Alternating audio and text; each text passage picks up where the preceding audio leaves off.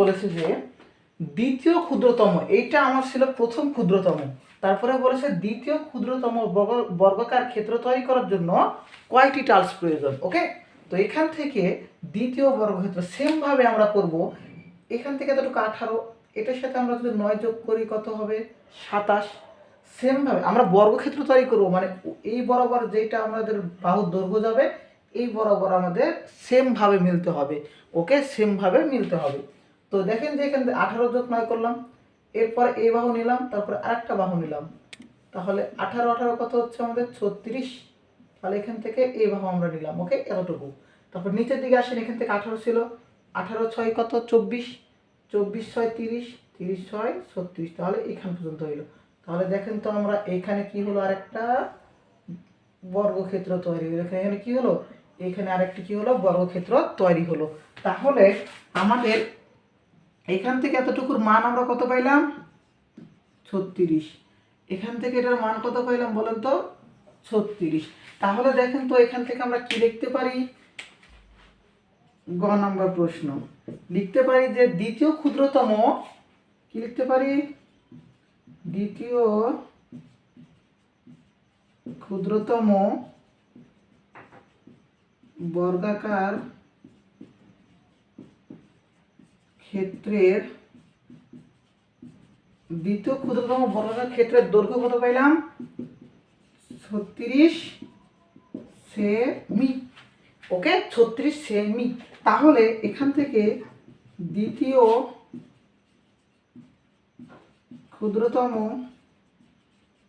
বর্গাকার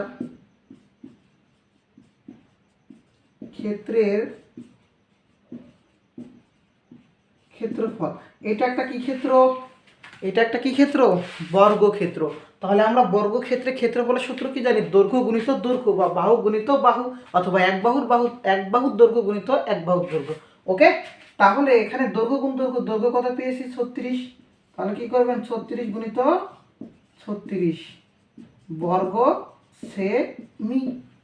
সেমভাবে গুণ করেন 36 গুণিত 36,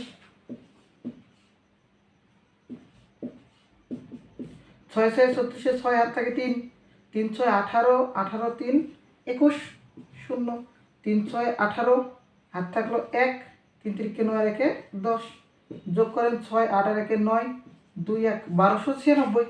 তাহলে কত হলো বলেন তো 1296 বর্গ সেমি। এটা আমরা কি পাইলাম, এই পুরো বর্গক্ষেত্রের ক্ষেত্রফল পেলাম। তাহলে এই বর্গক্ষেত্রের ক্ষেত্রফল কত পেলাম 1296, এই পুরোটার ক্ষেত্রফল কত পেলাম 1296। এবং আমরা এই ক্ষেত্রফলকে আমরা যদি টালসের ক্ষেত্রফল দ্বারা ভাগ করি তাহলে কতগুলো টালস লাগবে আমরা সংখ্যা বের করতে পারবো। তাহলে আবার সেমভাবে আমরা লিখতে পারি যে খ হতে পাই টালসের ক্ষেত্রফল কত পেয়েছি 54 বর্গ সেমি। তাহলে এখানে লিখবেন খ হতে পাই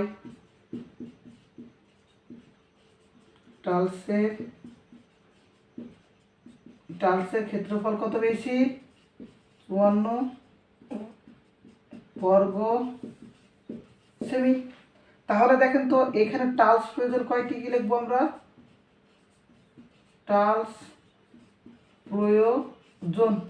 তাহলে টালস প্রয়োজন কয়টি, এই ক্ষেত্রফলকে আমরা কত দ্বারা ভাগ করব 54 দ্বারা ভাগ করব। এই ক্ষেত্রফল কত পেয়েছি 1296, এই কত দ্বারা ভাগ করব 54 দ্বারা ভাগ করব।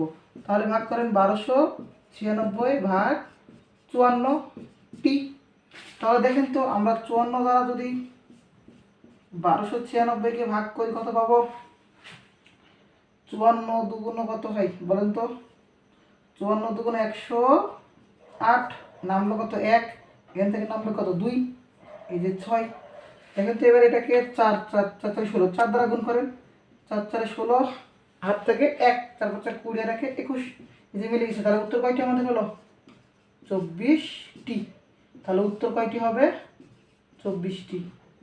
দেখেন তো আমরা এখান থেকে আমরা টালস গণি, এখানে আমরা দেখেন তো প্রথমটার ক্ষেত্রে কয়টি ছিল 6টি, সেমভাবে গণেন তো 6 7 8 9 10 11 12 13 14 15 16 17 18 19 20 21 22 23 24। ক্লিয়ার। তাহলে দ্বিতীয়টার জন্য আমাদের টালসের সংখ্যা কয়টি প্রয়োজন হলো 24টি। আপনাকে এখানে দ্বিতীয় ক্ষুদ্রতম যদি জিজ্ঞেস না করে, বললো যে তৃতীয় ক্ষুদ্রতম বর্গাকার ক্ষেত্রের জন্য কয়টি টালস প্রয়োজন? তাহলে তৃতীয় না বলে বললো চতুর্থ না বলে পঞ্চম। তাহলে এখন প্রশ্ন এখান থেকে আমরা মিলাবো কিভাবে? সেজন্য আমরা একটা কাজ করব, যে যদি চিত্রটাকে যদি আপনারা না আঁকতে পারেন তাহলে এখানে যদি আর আঁকতে পারেন, আর একটা মজার জিনিস, 2 ঘর পর পর হবে। ওকে, এখানে 36 ছিল, 36 নয় 45, 45 আর 9 যোগ করলে এতটুকুর মান কত হবে? 54।